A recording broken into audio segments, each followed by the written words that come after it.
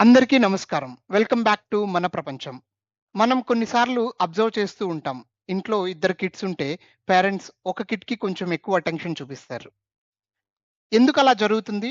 Attention ఎక్కువుంటే ప్రేమ ఎక్కువున్నట్టా? ఆఫీస్‌లో జరిగిన ఒక చిన్న ఇన్సిడెంట్ నాకు దానికి ఆన్సర్ ఇచ్చింది. అది ఏంటంటే ఈ వీడియోలో తెలుసుకుందాం. మా టీమ్‌లో ఒక ఎంప్లాయీకి 2 ప్రాజెక్ట్స్ ఇచ్చారు. Project 1 and project 2. First few days observe చేస్తే ఆ ఎంప్లాయీ ఆల్మోస్ట్ తన టైమ్ అంతా ప్రాజెక్ట్ 1 మీదనే స్పెండ్ చేస్తున్నాడు. మీటింగ్స్, కాల్స్, అప్డేట్స్ అన్నీ ప్రాజెక్ట్ 1 కోసమే. అప్పుడు ఆఫీస్‌లో ఎవరో నవ్వుతూ అడిగారు, "ప్రాజెక్ట్ 2ని నువ్వు ఇగ్నోర్ చేస్తున్నావా" అని. ఆ ఎంప్లాయీ చిన్న స్మైల్‌తో ఇలా అన్నాడు, "ఇగ్నోర్ కాదు, ప్రాజెక్ట్ 1 కొంచెం అటెన్షన్ ఎక్కువ అడుగుతుంది."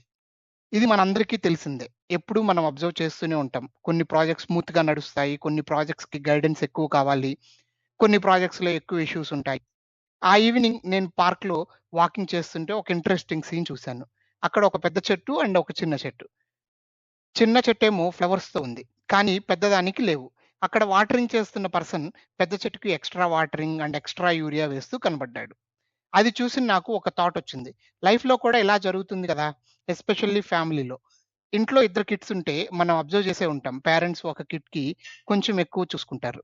Like for example homework check చేయడం, ఫ్రెండ్స్ గురించి కన్సర్న్‌గా ఉండడం, అన్నీ కొంచెం ఎక్కువ పట్టించుకుంటారు.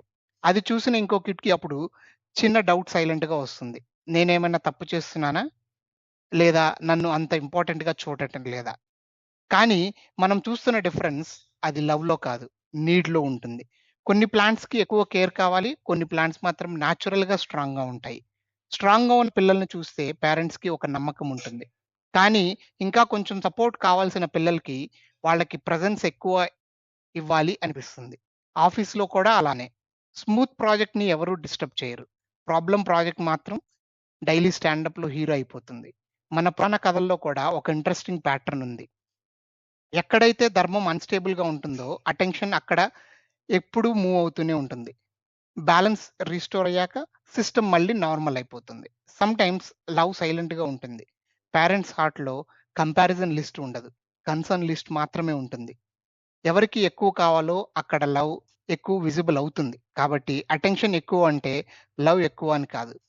సమ్‌టైమ్స్ బ్యాలెన్స్ కావాలి. ఇది మన ప్రపంచం. మీరు కూడా ఇలాంటి సిట్యుయేషన్ అబ్జర్వ్ చేసుంటే కామెంట్స్‌లో మీ అభిప్రాయాన్ని వ్యక్తం చేయండి. And we will discuss. Thank you.